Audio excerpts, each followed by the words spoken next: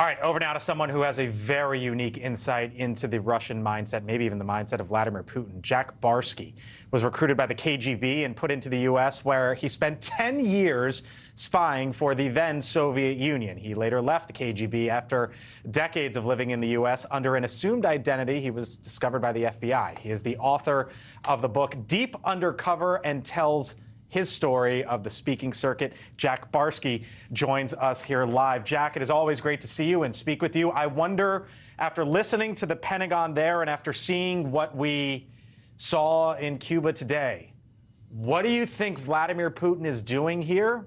And do you think this is serious? Well, far be it from me to criticize somebody who should know more than I do in terms of what's going on, right? I don't have any information, so what you get from me is an educated guess that's based on what I know about Putin and what I know about Russia per se.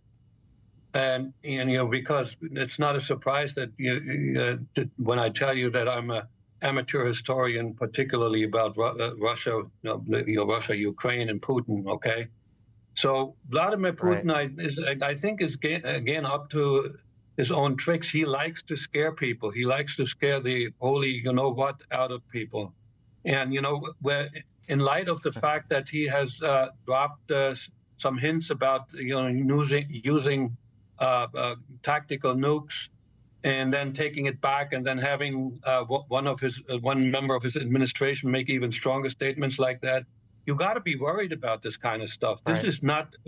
You can't look at this as just a routine exercise. It has to be seen in against the background where Putin is stating that he's actually fighting the West in Ukraine and not just Ukraine. Do you think he's trying to send a message to President Biden? Do you think he's trying to send a message to the United States? If so, what? Yes, everything that Putin does is sending messages, and particularly threatening messages. And if I may, what I'm concerned about here, there's a parallel. In 1962, you remember the Cuban Missile Crisis? There was a submarine outside of the Cuban shore, and that had a nuclear-tipped missile, and that came awfully close to being launched. Okay, and that's a historically proven, and only because of the rule was all three crew members had to agree for that launch to happen. And the second in command, Vasily Arkhipov, said no.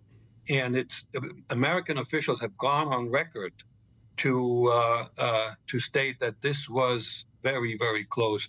And with this kind of tension that we have all over the world right now, there's always a possibility of an accidental launch. Thank you for watching. And make sure you go to joinnn.com to find NewsNation on your television provider.